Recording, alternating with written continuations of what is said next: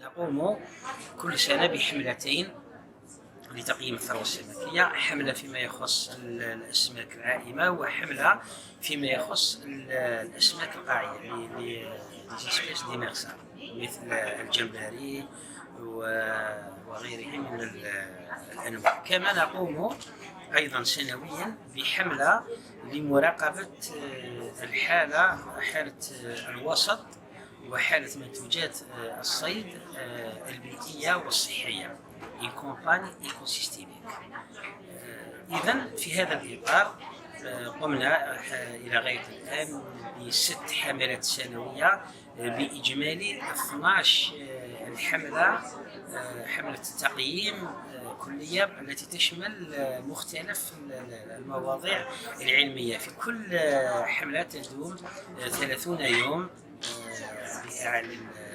على مستوى البحر، يسهر عليها على إنجازها فريق متكون من 11 باحث متخصص، حيث أن في هذه السنة وسعنا التعاون في مجال البحث إلى مراكز بحثية أخرى ومدارس وجامعات مختصة في البيولوجيا البحرية. نقوم في كل حملة بحوالي 66 معناتها عملية صيد تمثيلي. Et de cette population. Donc les conditions physiques, c'est elle qui va bien sûr déterminer cette croissance. Alors, j'aimerais bien attirer votre attention sur quelque chose de très important. Quand on regarde que la croissance annuelle de poissons passe par un maximum de production quand la population est suffisamment grande, donc pour se reproduire vite et suffisamment petite pour ne pas atteindre les limites physiques de ce milieu. Donc on parle plutôt d'un rendement équilibré maximal. Donc vous allez me dire en quoi c'est important. Donc imaginons qu'on va se mettre à pêcher. Donc la diminution de la population va rendre la quantité de poissons bien sûr prélevée, bien sûr c'est le moins maximum possible, que la population va décroître, comme on le montre au niveau de ce schéma, et va se stabiliser plutôt sur une production annuelle des poissons compensés bien sûr par la quantité pêchée et la mort naturelle des poissons. Donc cette quantité de poissons qu'on va prélever pour toujours est véritablement une ressource renouvelable. Alors, malheureusement, parfois c'est pas toujours le cas. Comme mes collègues ils ont montré dans les différents résultats, donc parfois la pêche il est au maximal. Ça veut dire qu'on va pêcher plus que le supérieur, que le stock de population de poissons va diminuer et va causer bien sûr un problème par rapport à ce stock. Donc on va assister plutôt à une réduction et un épuisement de cette ressource qui est bien sûr au départ renouvelable. Donc je trouve très important de vous mentionner ce petit schéma, très simple, parce que cela va permettre de comprendre un petit peu la logique des choses qu'on a unifié pendant l'évaluation des ressources halieutiques qu'on a mis en œuvre ces dernières années, par rapport à ces ressources qui, bien sûr, normalement, va dépendre de notre gestion de stock. Un certain temps très important.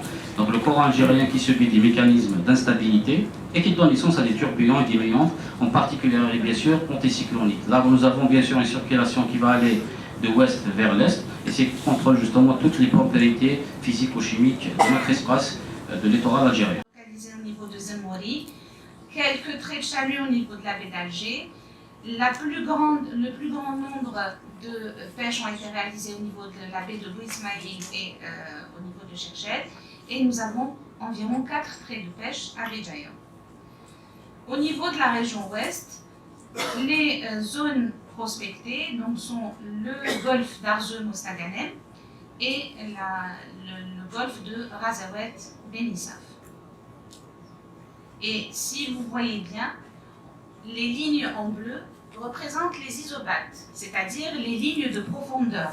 Si je prends la région d'Arzeu et Mostaganem, vous voyez qu'il y a un écartement important de ces zones, de ces lignes de profondeur. Ça indique qu'il y a un plateau où l'activité de pêche est possible. Sinon, au niveau d'Oran par exemple, entre Oran et Benissaf, les lignes sont vraiment très rapprochées et on voit le fond qui est très accidenté. Donc voici la répartition des traits de pêche de 2013 à 2015. Donc au total, 68 traits de pêche réalisés durant l'année 2013, 63 en 2014 et 65 en 2015. Ce que j'ai oublié de préciser, c'est que toutes ces campagnes ont été réalisées au printemps. Elles sont toutes réalisées à la même période. Chaque année, au mois de mai, donc entre mai et juillet au plus tard, donc mai et juillet, où on réalise, ces campagnes ont été réalisées car ça correspond aux périodes de reproduction de la plupart des espèces démersales et c'est la période à laquelle sont réalisées en Méditerranée par les autres pays ce genre de campagne.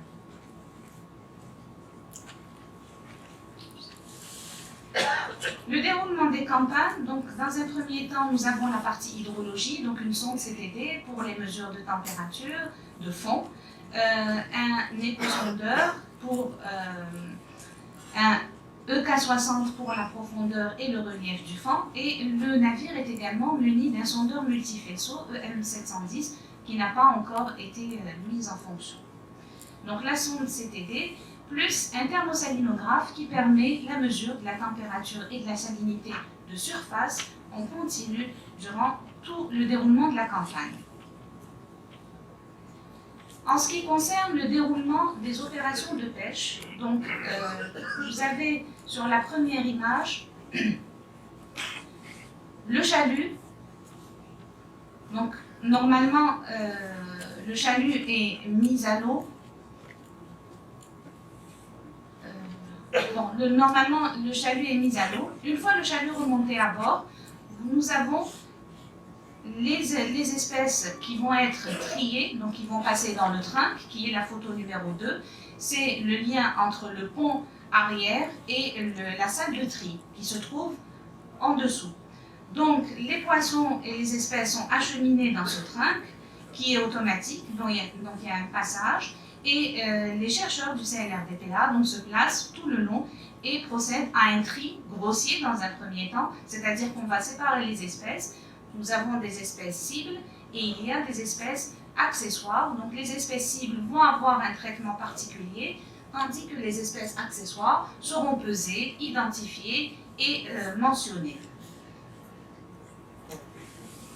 Les espèces cibles sont au nombre de 13. Il s'agit des espèces les plus importantes, les espèces ayant un intérêt commercial et celles qui sont les plus présentes au niveau des débarquements. Donc on a les deux crevettes, la crevette rouge, la crevette blanche. Nous avons les deux rougets, rouget de vase ou rouget de roche.